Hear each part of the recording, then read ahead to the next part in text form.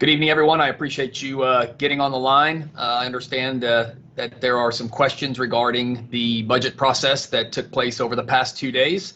And as everyone is aware, as a result of the budget that was passed earlier today by the mayor and city council, we are going to see some fundamental changes here at the police department, changes that we've not seen in my 30 years since I've been here.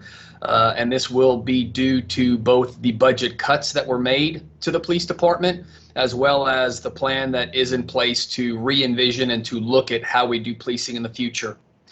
With the reduction of 150 police officer positions in the Austin Police Department, we will go back to a staffing level that we were at back in 2015. So this will require some work with me and my team to address that staffing level so that we can ensure that we provide the highest level of public safety that we can to the community. Our patrol has always been our priority, our ability to respond to 911 calls for service. And although we've been challenged over the past couple of years with response times not meeting our goals, we will continue to strive towards meeting those goals, and we will ensure that our patrol bureau is staffed accordingly, even with these cuts. This will require us to move officers out of specialized assignments and units and potentially impact the operations there. But it's important for the community to understand that we will ensure that our patrol functions remain at full staffing at the levels that we're at today, so that we can ensure our ability to respond to those 911 and 311 calls for service. In addition to the changes that were made to staffing levels, there are also many considerations that will be given to reimagining how the police department will operate in the future. How will we be structured? In particular, some of the units were identified to be looked at for moving potentially to another city structure, another city governance, or to determine if those services should even be provided by the police department any longer. I have said often, as have many police leaders, that oftentimes police officers are sent to situations for which we're not always the best trained or the best equipped. We're just simply the only ones available. And we have wanted that alternative response, especially in those calls involving mental health. So I look forward to improvements in our mental health services and our mental health response protocols that will allow for that to take place. But on top of that, there are many other units and divisions that have been put up for consideration as far as potentially moving under another structure.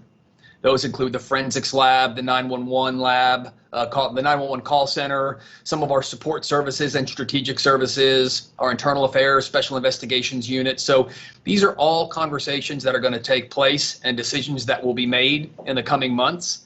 The city has a task force that's been put together to look at these issues, to look at what other structures might be put in place to handle this.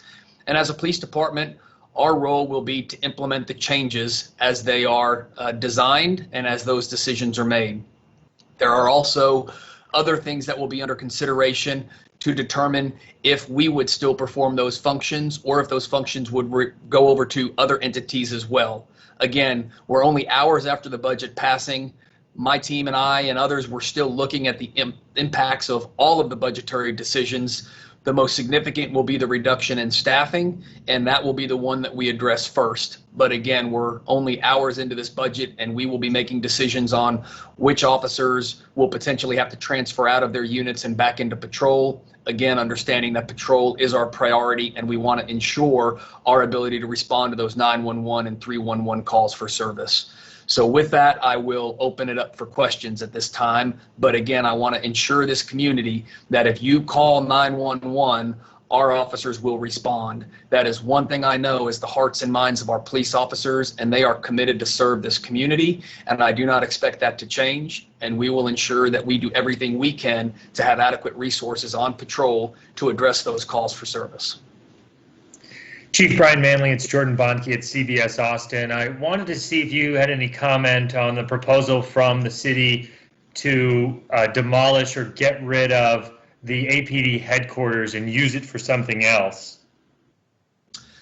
So the headquarters, it's where I'm at right now, actually. This building has been under consideration for being actually demolished and redeveloped for quite some time. We've actually gone through exercises in the past where we've designed what a new police headquarters would look like, and it's just never come to fruition. So as long as we find adequate housing for all of the staff that works out of headquarters. We have both headquarters functions here, as well as a couple of patrol divisions work out of this facility.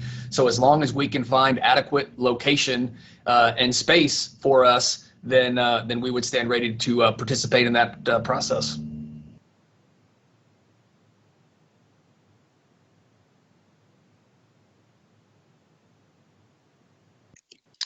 Hey, Chief, it's Chris Neely with Community Impact Newspaper. There's been a lot of talk about leadership and public safety leadership in the city, and the mayor has said time and time again that he's not calling for a change in chief, but he's calling for a chief that will champion change and will be willing to move this change forward that the community is asking for.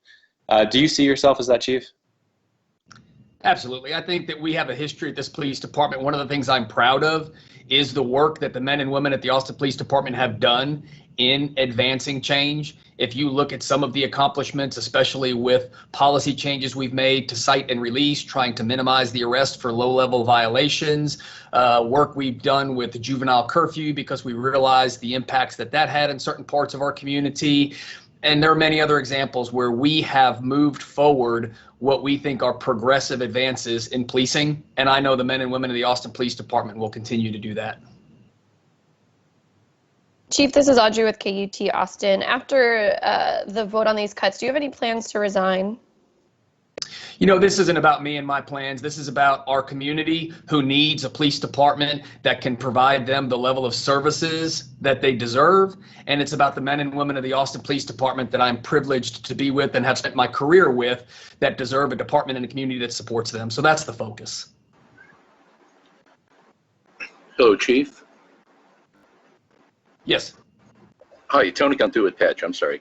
Chief, one of the things that I've noticed, one of the talking points as we experience this new civil call, unrest, the call for reform and such, I've noticed that one of the main points is to have police respond rather than patrolling. You mentioned earlier that you're going to ensure that all the patrols are still in place, but is this across the board, or will you also reimagine areas, perhaps sectors of the city, where that's not needed unless police are called by residents whose taxes, in fact, pay the salaries of officers?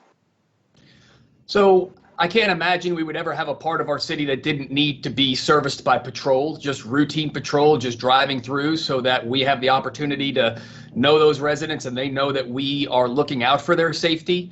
What we regularly do, though, is set boundaries for our patrol districts to ensure that we're balancing the call loads and we're balancing the number of officers that are assigned to each of those districts so that we can maintain those response times. So that work will continue as we reevaluate the call demand.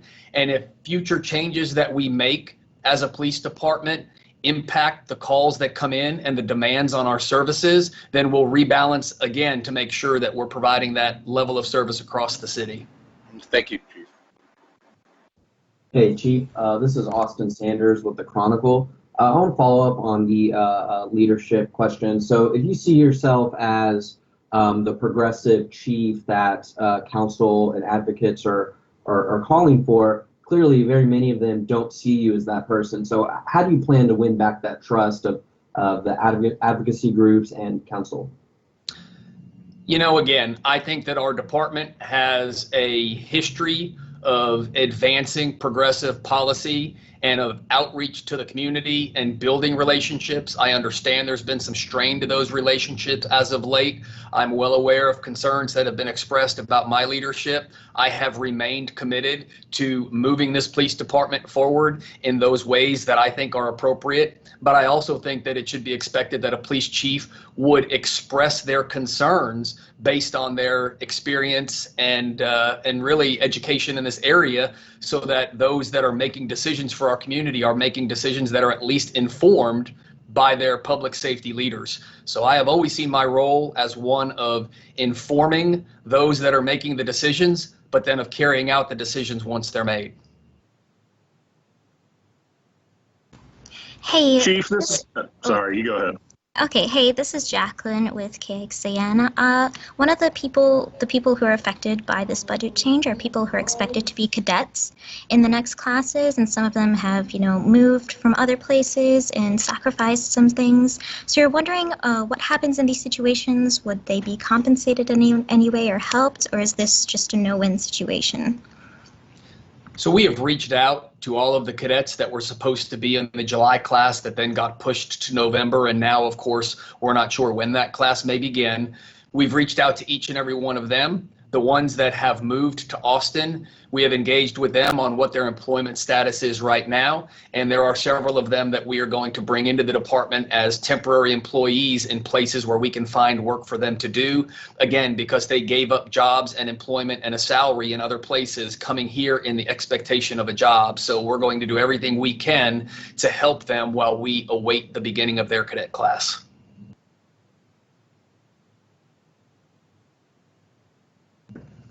Howdy, Chief. John Cooley, News Radio KLBJ here. I apologize for showing up late. And I apologize if you actually addressed this earlier, but following the decisions and the comments made during the City Council's meeting over the budget from council members themselves and the public, how do these decisions make you feel as APD's leader right now? John, this isn't about feelings. This is about the work that lies ahead of us. I did outline earlier the challenges that are posed by some of these cuts, and then I also outlined the steps that we're going to take to address those to ensure that we continue to provide adequate frontline services for those that call 911 or 311 in need of help. Well, we also look to redesign the parts of the department that are going to be evaluated over the next 6 months to a year in the plan that was put forth by mayor and council and under the leadership of the city manager and the deputy city manager and the Reimagining process. Chief Manley, part of the service that APD provides is a security detail for some of our other public officials. Is there any plan right now to change the security detail for council members? There are no plans for that right now. We have many units that will be under consideration as we figure where we will pull officers from. Again, we're going to have to move officers out of specialized details to put them into the patrol function so we can maintain adequate resources on patrol. That is one unit among many that will be looked at, and those units are selected based on the frontline services that they perform or the support services that they perform for patrol. Hey, Chief, it's Chris Neal again with Community Impact. I know you said at the top of the questions that, this isn't really about you, and the changes to, the budget and re-envisioning public safety aren't about you. And I appreciate that, but I think there are a lot of people in the community who are curious about what your plans are amid these calls to resign and amid calls for your support too. So I'm just curious if you can give us any sort of insight into where your head is at. Sure. My plans right now are to digest the changes that just were put forth by council in this budget and to lead this department in putting a plan together to address those changes. Those are my immediate plans. We'll take one last question. Chief, this is Kevin Clark with KXAN. Can you hear me, sir? Yes, I can.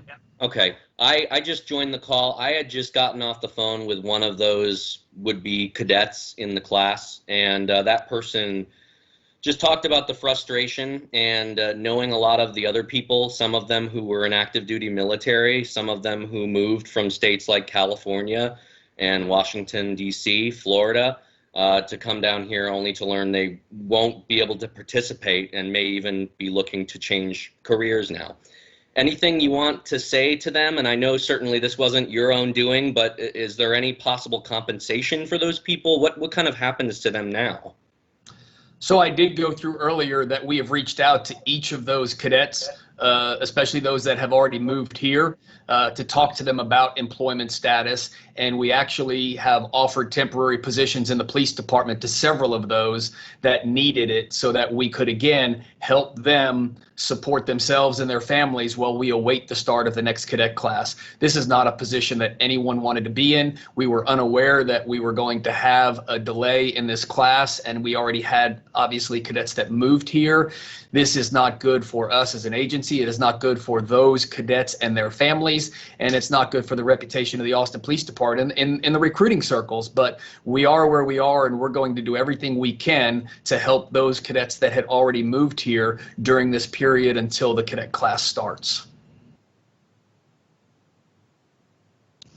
Thank you so much, Chief. We appreciate your time today. Thank you. Thank you, Chief. Thank you.